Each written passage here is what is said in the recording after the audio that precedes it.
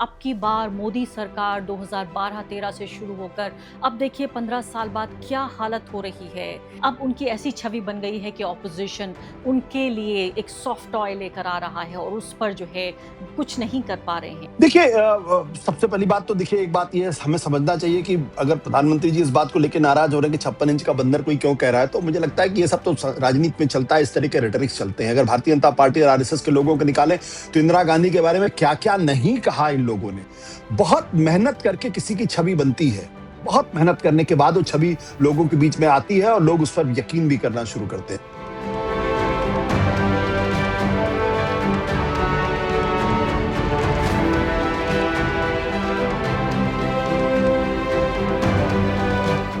लौह पुरुष कौन होता है? बहुत मजबूती से कहा गया कि ये तो बड़े कड़े फैसले करते हैं, आतंकवादियों से नहीं डरते हैं। लेकिन अगर आप वाकई में लौह पुरुष थे तो फिर संसद के इन सवालों को फेस करने की हिम्मत आपके अंदर क्यों नहीं थी? इस खास कार्यक्रम में आपका स्वागत है। मैं हूं आरफा खानम शेरवानी। सोचिए आप, हमारे महापुरुष जो नॉन बायोलॉजिकल थे, जो एक तरह के हिंदू राजा थे, कभी हिंदू भगवान बन जाते थे, अचानक ऐसा क्या हुआ? वक्त का तकाजा कैसे करवट ली समय ने कि उनको सिर्फ 56 इंच का छोटा बंदर कहा जा रहा है। एक ऐसा व्यक्ति जिसकी ये छवि बनाने में अब की बार मोदी सरकार 2012-13 से शुरू होकर अब देखिए 15 साल बाद क्या हालत हो रही है कि पूरे तरीके से नरेंद्र मोदी की बहुत ही केयरफुली क्राफ्टेड जो इमेज है, जिसको बनाया गया तमाम तरह की पीआर एजेंसीज के ज़रिए, तमाम तरह के, मैं कहूँगी उन संगठनों के ज़रिए जिनको हज़ारों करोड़ दिए गए, टीवी एंकर्स और सब के बावजूद अब उनकी ऐसी छवि बन गई है कि ऑपोजिशन उनके लिए एक सॉफ्ट टॉय लेकर आ रहा है और उस पर जो है कुछ नहीं कर पा रहे हैं। अमित शाह कह रहे हैं कि मैं अंदर जाकर क्या करूँगा। आप सोचिए 20 दिन से भी ज़्यादा 3 हफ्ते लगातार गृह मंत्री को संसद में उनको लापता कहा गया, गुमशुदा कहा गया, उनको उनकी ही शब्दों में कहूँ तो भगौड़ा कहा गया। लेकिन अमित शाह कहते रहे कि मैं तो आ रहा हूँ रोज़ संसद, लेकिन सदन में क्यों नहीं बात कर रहे हैं, क्यों भाषण नहीं दे रहे हैं। और अब इस हद तक बात आ गई है कि वो खत लिखने को तैयार हो गए लोकसभा स्पीकर को और उसके बाद भी कोई चर्चा नहीं हो रही है। किस तरह से ये पूरा माहौल नज़र आ रहा है? क्या वाकई ऑपोजिशन पहली बार 12 साल में पहली बार ऑपोजिशन अपनी बात मनवा रहा है और बहुत ही कमज़ोर ये सरकार नज़र आ रही है, ना कानून पास करा पा रही है, ना अपनी बात मनवा पा रही है। हर तरफ इसके खिलाफ विरोध प्रदर्शन हो रहा है। जंतर मंतर से लेकर उत्तर प्रदेश, राजस्थान, मध्य प्रदेश के गांव देहातों में छोटे छोटे बच्चे सड़कों पर निकल आए हैं। क्या वाकई ये एक अंत की शुरुआत के तौर पर इसको देखा जा सकता है? तमाम मुद्दों पर बातचीत करते हैं। आइए वरिष्ठ पत्रकार आशुतोष से। आशुतोष, सबसे पहले तो आपसे यही जानना चाहती हूँ कि ये पूरी अमित शाह की पार्लियामेंट के बाहर जो कहते थे मैं कभी बाइट नहीं देता, वो बाइट दे रहे हैं एएनआई पीटीआई को बुलाकर। पूरी उनकी जो भाव भंगिमा है उसे आप किस तरह से देखते हैं? कैसा राजनीतिक संदेश दिख रहा है आपको? देखिए कल मैंने वाकई में जब उनका जब वो इंटरव्यू तो क्या, वो तो बाइट ही उन्होंने दिया है, करीब डेढ़ 2 मिनट का बाइट है। और उनकी जो तस्वीर मैंने देखी और उनकी जो बॉडी लैंग्वेज मैंने देखी, मुझे देखकर वाकई में थोड़ा अफसोस भी हुआ, थोड़ी पीड़ा भी हुई। अफसोस पीड़ा इसलिए हुई क्योंकि मैं अमित शाह को व्यक्तिगत तौर पर तो कभी नहीं मिला हूं, लेकिन जब से नरेंद्र मोदी गुजरात के मुख्यमंत्री बने तब से लगातार उनकी बाइट्स देखता रहा हूं, उनकी वीडियोस देखता रहा हूं, उनकी पिक्चर्स देखता रहा हूं।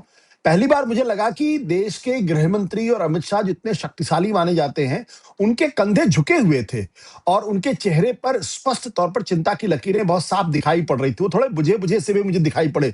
जिस तरीके से अमूमन वो हमलावर दिखाई पड़ते हैं, एग्रेसिव दिखाई पड़ते हैं। और देखिए, मुझे ये मानने में कोई दिक्कत नहीं है कि दरअसल वो जब बोलते हैं संसद के अंदर तो काफी एग्रेशन के साथ बोलते हैं, गुस्से में कभी-कभी बोलते हैं, होमवर्क करके बोलते हैं। लेकिन कल जब वो बोल रहे थे तो मुझे लगता है कि कहीं न कहीं वो ग्लानिग्रस्त थे, उनके अंदर एक अपराध बोध भी था और वो शायद इस बात को एक्सप्रेस नहीं कर पा रहे थे कि कैसे इस सवाल का जवाब जब इतिहास मांगेगा तो उसका वो जवाब देंगे या उनकी पार्टी देगी कि भाई 20 तारीख से लेकर 23 अगस्त तक संसद चली, संसद में वो आए लेकिन सदन में नहीं आए। और उसके बाद जब वो ये कहते कि मैं सदन में जाके क्या करूंगा, तो इसका मतलब क्या है? या वो कहते हैं मैं तो रोज संसद आ रहा हूं। तो क्या मैं ये समझूं कि दरअसल उनको भारत की संसदीय प्रणाली की कोई जानकारी नहीं है? क्या वो संसदीय गरिमा, संसदीय परंपरा का उनका कोई ज्ञान नहीं है? मैं ये मानने के लिए तैयार नहीं हूं कि जो शख्स ये कह रहा हो कि मैं तो रोज संसद जा रहा हूं, इसका मतलब आप ये मत समझिए कि मैं सदन से भाग रहा हूं या संसद से भाग रहा हूं। दरअसल संसद जाना और सदन में न जाना ये दो अलग अलग चीजें हैं। अगर वाकई भारतीय संसदीय परंपरा को वो मानते होते, उनके प्रति आस्था होती, तो 2 कदम चल के सदन के अंदर आके बैठ जाते। और उसके बाद जो विपक्ष का ये आरोप था कि वो सदन में नहीं आ रहे हैं, लापता है, वो आरोप खत्म हो जाता। लेकिन वो ये भी मान रहे हैं कि विपक्ष उनको लापता कह रहा है, ये भी मान रहे हैं कि विपक्ष उनको गायब कह रहा है, और वो ये स्पष्टीकरण भी देना चाहते हैं कि देखिए, मैं तो संसद में आ रहा हूं, मैं तो रोज संसद में आता हूं। तो इन सब चीजों का अर्थ है कि बहुत ही डिफेंसिव, बहुत ही रटा-रटाया और एक बहुत ही बुझे-बुझे से देश के गृह मंत्री हमें दिखाई पड़े, जो एक ऐसे केस की पैरवी करने की कोशिश कर रहे थे, जो वो जान चुके हैं कि वाक़ई में बुरी तरीके से हार चुके हैं, और अब कोई निदान या कहीं कोई जो जज है, वो उनको न्याय देने वाला नहीं है इस मामले में। लेकिन आशुतोष जी चाहते तो झूठ बोल देते, अमित शाह कहते कि भाई मैंने नहीं चलवाए हैं लठ, या मैंने पैलेट गन्स नहीं चलवाई, या AK-47 नहीं चली बिहार में, या कहते कि हालात देखिए बेकाबू हो रहे थे। क्योंकि अभी भी मैं देख रही हूँ बीजेपी के ट्विटर हैंडल पे जो लोग जंतर मंतर पर आए और उन्होंने प्रोटेस्ट किया, उनको कहा जा रहा है उनका जेनजी। धर्मेंद्र प्रधान उनको दहशतगर्द कह चुके हैं, नितिन नवीन उनको वायरस कह चुके हैं। तो ऐसी बात नहीं है कि इन लोगों से जो जंतर मंतर पर प्रोटेस्ट कर रहे थे उन्हें बीजेपी को अभी भी ये उम्मीद है कि उनको वोट करेंगे। तो या तो वो दोनों बातें कह सकते थे, या तो कह सकते थे कि हमने नहीं चलवाया, या कहते कि हमने चलवाया क्योंकि ये लोग दहशतगर्द हैं, वायरस हैं, देश को तोड़ने की प्लानिंग कर रहे थे। देखिए, एक बात तो आरफा बिल्कुल आप समझ लीजिए कि ये कहने की हिम्मत कम से कम प्रधानमंत्री नरेंद्र मोदी की तो, और देश के गृह मंत्री की तो बिल्कुल नहीं है कि वो आके कैमरे के ऊपर कहें या संसद के अंदर कहें कि वहां जो बच्चे इकट्ठा हुए थे वो दरअसल दहशतगर्द थे। जो बात शिक्षा मंत्री धर्मेंद्र प्रधान ने कही, या जो नितिन नवीन ने कही कि ये तो टुकड़े टुकड़े वाले लोग हैं, तो वायरस हैं, या फिर जो जो बात केरला के अंदर RSS के एक नेता ने कही, आइडियोलॉग TG मोहनदास ने, कि मैं अगर होता मैं तो गोली चलवा देता, और बच्चियों के बारे में तो जो कहा तो बोला भी नहीं जा सकता। या जो बात अतुल लिमय ने कही कि ये तो एंटी नेशनल और एंटी कॉन्स्टिट्यूशनल है, या जो बात कंगना रनावत ने कही ये तो जेनजी नहीं बल्कि जेन गटर हैं, जो बात रमेश भिदुड़ी ने कही कि ये कुछ नहीं बल्कि तो पंचर बनाने वाले, ताला बनाने वाले लोग हैं। और इसके अलावा आप बीजेपी के नेताओं से बात कर लीजिए, ऑन कैमरा ऑफ कैमरा, वो ऐसी ऐसी भद्दी भद्दी बातें करते जिसको कहना भी उचित नहीं होगा। ये बात क्या वो कह सकते हैं? क्या देश के प्रधानमंत्री, क्या देश के गृह मंत्री संसद के अंदर आके ये कह सकते हैं कि जो बच्चे वहां इकट्ठा हुए थे वो असामाजिक थे, वो संविधान विरोधी थे, वो राष्ट्र विरोधी थे? जाहिर सी बात है वो नहीं कह सकते, क्योंकि उनको मालूम है कि जिस दिन वो इन शब्दों का इस्तेमाल करेंगे, उस दिन भारतीय जनता पार्टी अगले लोकसभा और विधानसभा के चुनाव में सिमट के रह जाएगी। इसलिए वो दुधारी तलवार पर चलने की कोशिश कर रहे हैं। और मुझे लगता है कि मोहन भागवत जो RSS के प्रमुख हैं, वो इस बात को समझ गए हैं और डैमेज कंट्रोल करने की कोशिश कर रहे हैं। जब उन्होंने साफ तौर पे कहा कि ये बच्चे हमसे ज्यादा ईमानदार, ये पीढ़ी हमसे ज्यादा ईमानदार, जब वो प्रोटेस्ट करती है तो दरअसल वो आपसे वार्तालाप करती है, जब आप उनकी बातों को नहीं सुनेंगे तब चिल्लाना पड़ता है, और ये एंटी नेशनल बिल्कुल नहीं है। तो मोहन भागवत की आवाज कुछ और है, संसद के अंदर आके यही बात, दोनों में से कोई एक बात, या तो अमित शाह आके कहते हैं कि भाई एंटी नेशनल नहीं है, वो ये बात क्यों नहीं कहते, क्यों नहीं हिम्मत पड़ रही है, और ये क्यों नहीं है कि इस बात को कहते हैं कि मैंने जो है वो पैलेट गन चलाने का आदेश नहीं दिया था, और जिन लोगों ने आदेश दिया मैं उसकी पूरी जांच कराऊंगा और ऐसे लोगों के खिलाफ कार्रवाई होगी। जब वो ये बात नहीं कह सकते हैं, इसका मतलब ये कहीं ना कहीं क्या उनकी कॉम्प्लिसिटी है, क्या उनकी कल्पेबिलिटी है? क्योंकि आज के जमाने में हर चीज रिकॉर्ड होती है, ये आप मान के चलिए। तो हो सकता है उन्होंने किसी ऑफिसर को आदेश दिया हो कि नहीं ऐसे ऐसे करना है, और हो सकता है उनके मन में कहीं संदेह हो सकता है, रिकॉर्ड कल कहीं निकल के आ जाए तो क्या होगा। मैं सिर्फ वो बातें कह रहा हूं जो संभव हो सकता है। लेकिन जब देश की सवाल, देखिए सवाल इसका नहीं है कि उन्होंने आके बयान दिया या बयान नहीं दिया। जो मूल सवाल है, जो भारत की संसदीय लोकतंत्र की मूल आत्मा है, वो क्या है? वो जनता के, संसद के माध्यम से जनता दरअसल अपनी सरकार चुनती है, और जो सरकार चुनी जाती है, जो प्रधानमंत्री चुना जाता है, वो दरअसल संसद के माध्यम से जनता के प्रति जवाबदेह होता है। और ऐसे में अगर 20 दिन पे एक ऐसे मसले पे जिस पर पूरा देश इस वक्त गरमाया हुआ है, आक्रोशित है, नाराज है, और चर्चा हर जगह हो रही जेनजी को लेके, जेनजी के आंदोलन को लेके, 20 दिन तक देश के प्रधानमंत्री, बल्कि 22 दिन तक देश के प्रधानमंत्री और गृह मंत्री, जो देश के दो सबसे ताकतवर नेता है, वो सदन में आने की हिम्मत नहीं कर पा रहे। ये सदन में नहीं आने की हिम्मत कर पा रहे हैं। इसी में इसी को डिकोड करने की जरूरत है।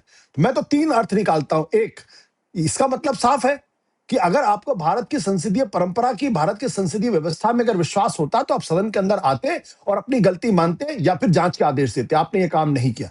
दूसरा, क्या वाकई में इन लोगों को भारत के संविधान में यकीन है? अगर यकीन होता तो उसका सम्मान करके यहां आते। तीसरा, क्या कहीं कोई ऐसी कल्पेबिलिटी है कि अगर विपक्ष कोई सवाल खड़ा कर रहा है तो आप उस सवाल का जवाब देने के लिए तैयार होते? मुझे लगता है इन सवालों के जवाब नहीं है, इसलिए ये तीनों लोग जो है ना तो अपनी अकाउंट ये दोनों लोग ना तो अपनी अकाउंटेबिलिटी जनता के प्रति मानते हैं, ना संसद के प्रति मानते। अगर मानते होते तो निश्चित तौर पर सदन में आते और पहले दिन खड़े होकर कहते जो कुछ हुआ वो दुर्भाग्यपूर्ण है, हम पूरे मामले की जांच कराएंगे, अगर कहीं किसी का दोष निकला तो हम उसके खिलाफ कार्रवाई करें। इतना ही सा बयान देना था, ना आपको इंटरनेशनल कहना था, ना आपको उनके होने को जस्टिफाई करना था। लेकिन आप इतनी सी बात नहीं कह पाए, इसका मतलब है कि इसमें कुछ बहुत गहरी बात है जो ना तो प्रधानमंत्री कह पा रहे हैं और ना ही गृहमंत्री कह पा रहे हैं। बिल्कुल गहरी बात है और आपने बहुत बेहतरीन तरीके से एक स्ट्रक्चर बना के बाकायदा समझाने की कोशिश की, बिल्कुल एक अध्यापक की तरह आपने ये बात कही है। और मैं तो कहती हूँ कि सब कुछ कहने के बाद आशुतोष जी फिर पाखंड कर रहे हैं और सदन में आकर वंदे मातरम गाया जा रहा है। बीजेपी ट्वीट कर रही है देश के इतिहास में पहली बार वंदे मातरम गाया गया और उस पर भी इतनी भत पिटाई गई कि किसी को एक शब्द याद नहीं था। वंदे मातरम बजा दिया गया संसद में, किसी के लब नहीं हिले। ये भी देखिए, ये एम्बेरसमेंट देखिए। लेकिन मैं आपको ये याद दिलाना चाहती हूँ और दर्शकों को भी याद दिलाना चाहती हूँ कि ये वही अमित शाह हैं। मोदी के बारे में हम अक्सर चर्चा करते रहते हैं, अमित शाह को थोड़ा सा डायसेक्ट करते हैं कि उनका जो पब्लिक बिहेवियर रहा है और खासकर सदन के भीतर। आप देखिए, सीएए का मुद्दा रहा हो, आर्टिकल 370 का मुद्दा रहा हो, आपको याद है सीना ठोक ठोक कर अमित शाह कहा करते थे हम जान दे देंगे, याद है आपको? उन्होंने ही क्रोनोलॉजी समझाई थी कि पहले एनआरसी आएगा, फिर सीए आएगा, फिर देश पूरा बदल जाएगा। तो हर मामले पे अमित शाह, चाहे इंटरव्यूज भी देने की बात हो, इंटरव्यू में भी आप देखिए हर तमाम तरह के सवाल ले लेते हैं। इस बात में मैं उनकी तारीफ करती हूँ कि चाहे उनसे मुश्किल भी सवाल पूछें वो ले लेते हैं, चाहे पत्रकार को झड़प दें या सख्ती से बात करें। लेकिन पहली बार मोदी तो फिर भी नजर आए हैं पहले, अमित शाह पहली बार असहाय नजर आ रहे हैं। ऑपोजिशन नरेंद्र मोदी को 56 इंच का बंदर कह रहा है। इसको राजनीतिक तौर पर अगर आप देखें, खासकर चुनावी राजनीति के मद्देनजर और चुनावी राजनीति में नैरेटिव और राष्ट्रीय विमर्श की जो भूमिका होती है, उसमें एज ए मास कम्युनिकेटर आप कैसे देखते हैं?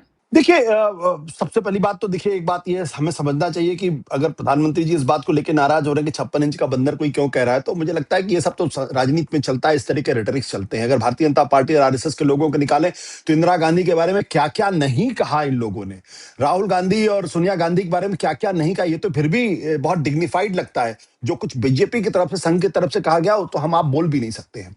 हम मैं उस बहस पे नहीं जाता। देखिए, यहाँ पे जो बुझे हुए कंधे हैं, जो झुके हुए कंधे, वो क्यों हैं अमित शाह के?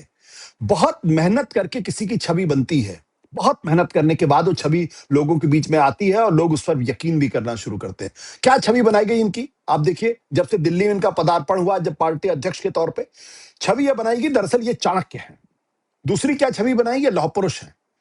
अगर आप चाणक्य है, मेरा मानना है, अगर आप वाकई में चाणक्य थे या चाणक्य हैं, तो फिर आपको इस बात का अंदाजा क्यों नहीं लगा कि जो बच्चे यहां बैठे हुए हैं, दरअसल ये भारत के अंदर जो आक्रोश है, जो देश के अंदर जो आक्रोश है, जो जनता के बीच में जो आक्रोश है, ये उसको एक्सप्रेशन करने के लिए आए हैं। और अगर इसको समय रहते, अगर इसको न्यूट्रलाइज नहीं किया गया तो उनके लिए बड़ी भारी मुसीबत साबित होगी।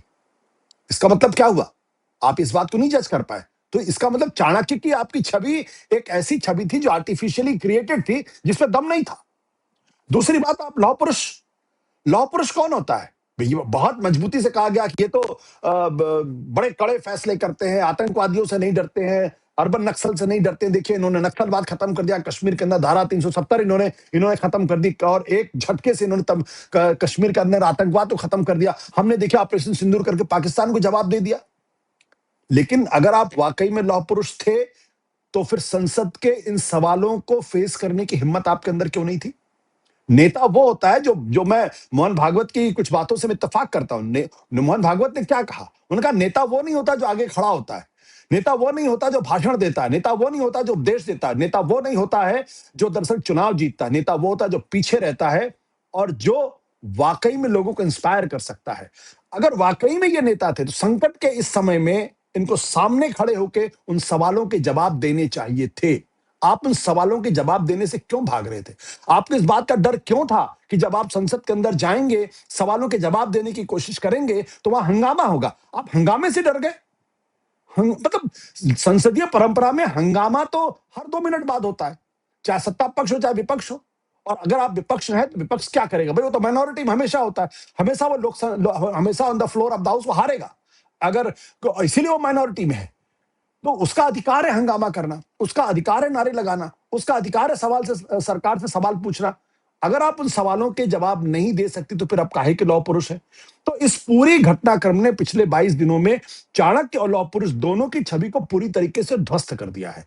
और जब किसी नेता की बहुत बहुत मुश्किल से बनाई हुई छवि जब ध्वस्त होती है, तो अंदर जो दर्द होता है वो मैं समझ सकता हूं। क्योंकि आज अमित शाह जहां पर खड़े हुए हैं, उनको लगता है कि वो नरेंद्र मोदी के स्वाभाविक उत्तराधिकारी हैं।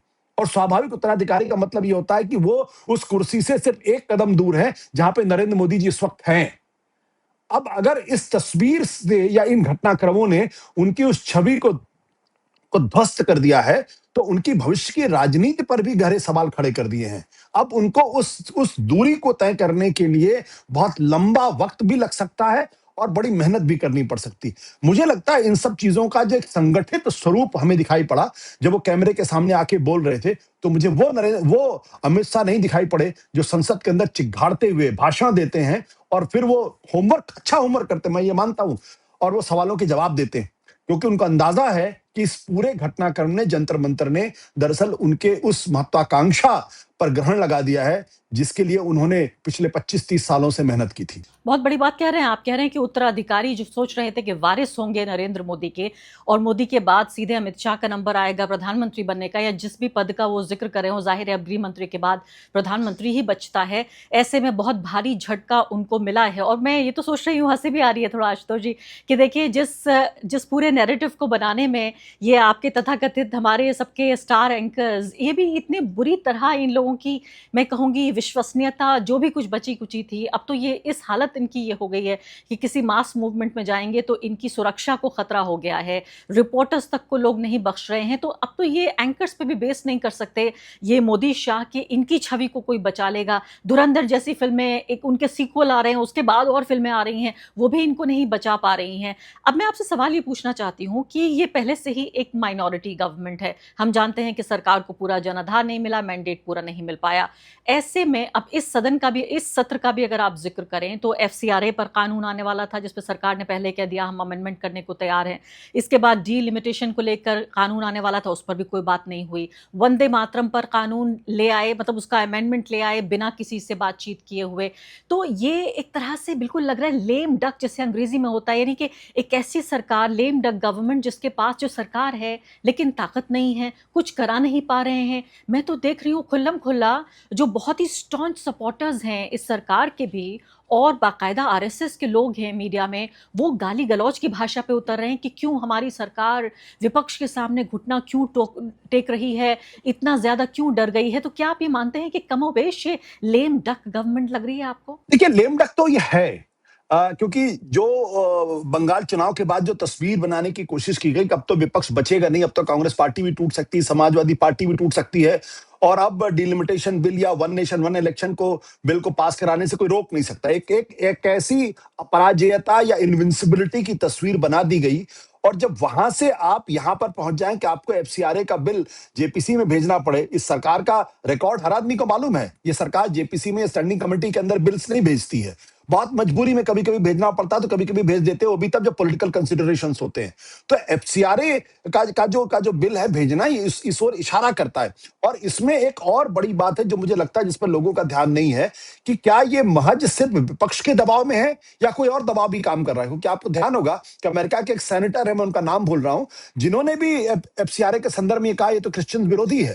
तो कहीं और से भी कोई दबाव पड़ रहा था जिसकी वजह से आप महसूस कर रहे हैं। और उन्होंने साफ तौर पे ये भी बोल दिया कि भारत और यूएस के रिश्तों पे असर पड़ेगा अगर ये बिल पास होता है, ये भी बोल दिया। बिल्कुल। तो मैं साफ तौर पे ये कहता हूं कि देखिए, लीडरशिप तो क्राइसिस पे पता चलती है। जब सारा मीडिया आपकी चरण वंदना कर रहा हो, जब सब कुछ आपके लिए अच्छा जा रहा हो, जब आप चुनाव जीत रहे हो, तब कोई लीडरशिप की बड़ी बात नहीं है।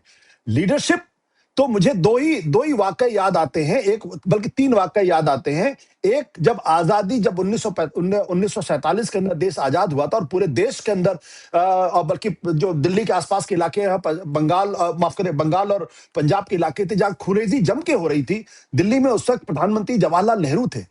जितनी बार मैं पढ़ता हूं मेरे रोंगटे खड़े हो जाते हैं। कई बार जब उनको पता चला कि उस इलाके में दंगा हो रहा है, पंडित जवाहरलाल नेहरू खुद वहां बिना अंगरक्षकों के पहुंच गए, बिना बॉडीगार्ड्स के पहुंच गए वहां पे, और भीड़ के अंदर खड़े हो गए।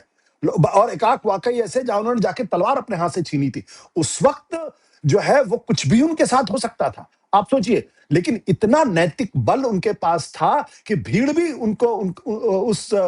जिनके आंखों में वहसीपन था, वो उनके सामने थम जाते थे। ये लीडरशिप कहलाती है। या उसके बाद आप देखिए कि जब चीन की लड़ाई भारत के ऊपर भारी पड़ गई और भारत हार गया वो युद्ध, तो जब डिमांड की गई कि नहीं, इस वक्त संसद के अंदर चर्चा होनी चाहिए, तो जवाहरलाल नेहरू ने वो चर्चा कराई। न केवल चर्चा कराई बल्कि पूरे समय सदन में बैठे रहे, तीखे सवालों के जवाब दिए, अपनी पार्टी के सांसदों के तीखे सवालों के जवाब दिए। 30 बार से ज्यादा उन्होंने इंटरवीन किया। ये होती है लीडरशिप। और जब 1971 का वाकया आया तो मिसेस इंदिरा गांधी पर अमेरिका का दबाव था, लेकिन इंदिरा गांधी ने क्या अमेरिका के सामने सिर झुकाया? उन्होंने वही किया जो उनको करना था। आज ये तो बहुत छोटा सा संकट था। ठीक है, कभी कभी चीजें आपके हाथ से निकल जाती हैं। जंतर मंतर में छात्र इकट्ठा हो गए थे, तो आप या तो उनसे बात करते, आपने बात नहीं की। आपने एक तरीके से उनको अपने अपने जो टीवी चैनल्स थे, जो अपने लोग थे, उनके माध्यम से आपने उनको दुत्कारने का काम किया। जब डैमेज हो गया उसके बाद तो कम से कम आप सामने खड़े होकर कहते कि हाँ, हमसे गलती हुई, गलती मानना। तो जो ये बनी, जो मैं कह रहा हूं कि बनी बनाई तस्वीर इकट्ठा कर दी गई, जिसमें कहा गया कि एक तो ऐसा नेता कभी पैदा नहीं हुआ, निर्णायक, दूसरा नेता लौह पुरुष और चाणक्य। जब वो तस्वीर धराशायी होती है ना, तब वाकई में बहुत तकलीफ होती है। और आज जिस मुकाम पे हम लोग खड़े हुए हैं, या भारतीय जनता पार्टी जहां पे खड़ी हुई है, खुद उनके अपने लोगों को, उनका अपना जो समर्थक समूह है, वो उनसे निराश है। अब वो मैं उनसे जी उसके सामने भी इनकी तस्वीर जो है पूरी तरीके से धूल धूसरित हो गई है।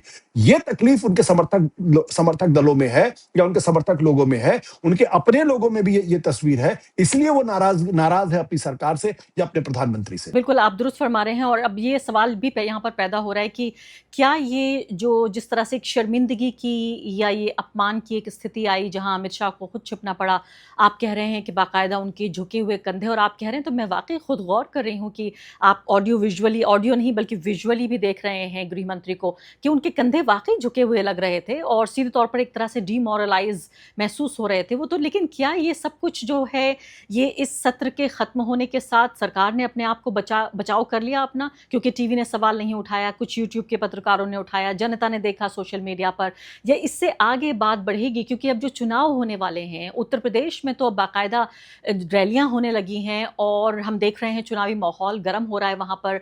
एक और महत्वपूर्ण बात जो मैंने ऑब्जर्व की, पता नहीं आपने की या नहीं, कि जिसको हम साइलेंट मेजॉरिटी कहते थे कि इसको समस्या क्यों नहीं होती है, ये बहुत ही बदसूरत धर्म की राजनीति जो हम देख रहे हैं खुल्लम खुल्ला। कांवड़ियों के मामले में आप देखिए, एक जो तस्वीर है अपने आप में, वो बिल्कुल एक तरह से फ्रीज कर देती है आपको कि एक तरफ एक पूरा हाईवे जो है वो खुला हुआ है और कांवड़ियों का एक ट्रक जा रहा है, और दूसरी तरफ आप ये देखें खचाखच बिल्कुल गाड़ियों से भरी हुई है रोड और लोगों के निकलने की जगह नहीं है। तो यानी इससे पहले कि पूरा नंगा नाच हुआ, एक व्यक्ति की हत्या भी कर दी गई, लोगों को पीटा गया, बिरयानी वाले की दुकान तोड़ दी गई। इसके अलावा खबरें ये भी आ रही थी कि पुलिस ने हरिद्वार में देखा कि बाकायदा पेशाब से भरी हुई बोतलें छोड़ के चले गए ये तमाम जो कांवड़िए हैं। तो ये सब हमने देखा कि कितना बड़ा एक सिविक न्यूसेंस है। इस पर सवाल उठा रहे हैं लोग। तो मैं ये पूछना चाहती हूँ कि क्या ये मुद्दा यहीं पर लिमिटेड होकर रह जाएगा, या उत्तर प्रदेश, पंजाब और राज्यों में चुनाव आने वाले हैं, इसकी जो आंच है ये वहां तक जाते हुए देख रहे हैं आप? देखिए, मैं बार-बार इस बात को कहता था कि देखिए, विचारधारा, और वो भी धर्म आधारित विचारधारा, इसका ज्वार आसानी से उतरता नहीं है। जो मार्क्स ने ऐसे नहीं बोला कि धर्म जो है एक अफीम है। तो धर्म की अफीम चटा दी गई। उस वक्त आप कुछ भी कहते तो लोग कहते हैं अगर पेट्रोल अगर 200 रुपए लीटर भी बिकेगा तो भी हम खरीदेंगे। लेकिन इनको तो ठीक कर दिया ना इन्होंने, इनकी तो कमर तोड़ दी ना इन लोगों ने। वो जो धर्म आधारित बातें लोग कहते थे, जो नफरत और जहर से बुझी हुई बातें कहते थे, लेकिन अंत में एक आदमी की, एक परिवार की जिजीविका, चाहे वो हिंदू हो, चाहे मुसलमान हो, सिख हो या पारसी हो, क्या है? पेट में दाना होना चाहिए, बच्चे की नौकरी होनी चाहिए, घर के ऊपर छत होनी चाहिए। 3 चीजें हैं, रोटी, कपड़ा और मकान। और जब संकट रोटी, कपड़ा और मकान पर आ जाए, तब फिर वो धर्म वाली अफीम काम नहीं करती।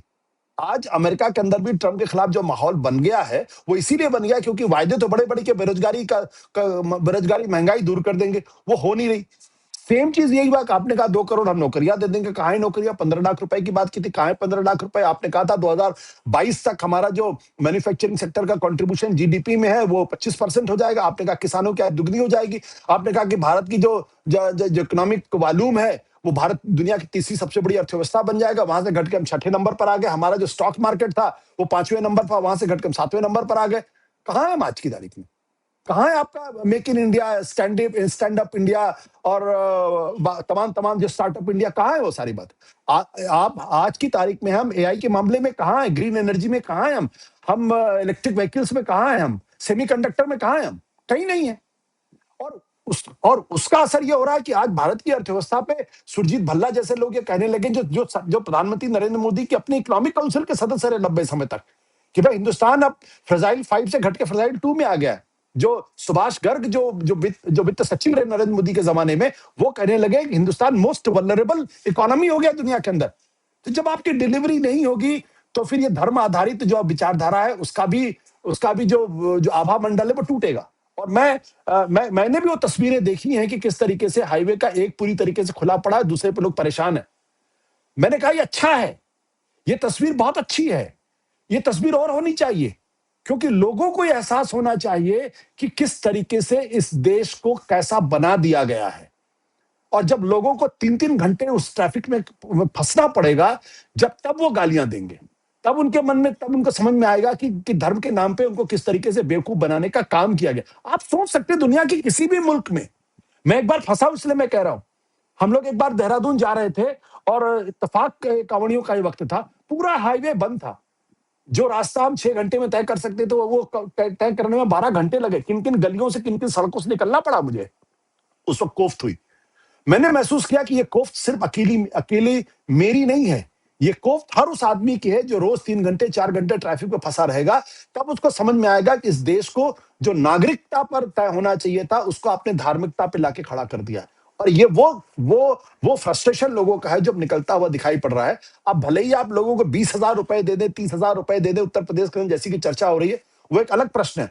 जहां तक चुनाव का प्रश्न है, देखिए मैं एक बात पूरी तरीके से कन्विंस्ड हूं, अगर इलेक्शन मैनेजमेंट नहीं होगा तो भारतीय जनता पार्टी नहीं जीतेगी। क्योंकि 2024 के बाद जब उनको 240 सीटें मिली थी, उसमें स्थितियों में सुधार बिल्कुल नहीं हुआ। किसी भी इंडिकेटर पर आप देख लें, ना वो हेल्थ इंडिकेटर पे बेहतर हुआ है, ना एजुकेशन इंडिकेटर पे बेहतर हुआ, ना इकोनॉमिक किसी भी इंडिकेटर पे बेहतर नहीं हुआ। इनकी छवि धराशाही हुई है। ऐसे में कैसे जीत सकते हैं? जब 2024 से आप 2040 पे आ गए थे, तो अगर इलेक्शन मैनेजमेंट ना हो, अगर चुनाव आयोग आपकी मदद ना करे, तो कैसे आप चुनाव में किनारा कर सकते? तो इसलिए चुनाव को एक अलग डिबेट से आप छोड़ दीजिए उसको। जी हाँ। हमें ये यकीन करना पड़ेगा कि निष्पक्ष साफ सुथरे चुनाव इस देश के अंदर हो रहे हैं, और तब हम आकलन करें तो बात अलग होगी। जी हाँ, और बिहार में 10,000 दिए, उत्तर प्रदेश में 20,000, और 2029 तक मुझे लगता है हर व्यक्ति को 1-1 लाख रुपया मिल जाएगा और सारी बात खत्म हो जाएगी। फिर ये भी बेहतरीन तरीका है आशुतोष जी, 1 लाख रुपए आपको हमको मिलने वाले, इसमें खुश रहिए। इतना ज्यादा क्या विश्लेषण एनालिसिस करके खून जलाना है अपना। नहीं, मुझे 1 लाख रुपए मिलेंगे, मैं अपनी जेब में रखूंगा उसको आराम से। मुझे कोई चिंता नहीं है। बहुत बहुत वोट शुक्रिया। किसको दूंगा ये मैं तभी तय करूंगा। और हाँ, हमारे ख्याल से वोटर को भी ये सोचना चाहिए कि चाहे 1 लाख नहीं 10 लाख रुपए दे दे, वोट तो उसी को देना चाहिए जिसको वो चाहते हैं देना। बहुत बहुत शुक्रिया आशुतोष जी आपका बातचीत के लिए।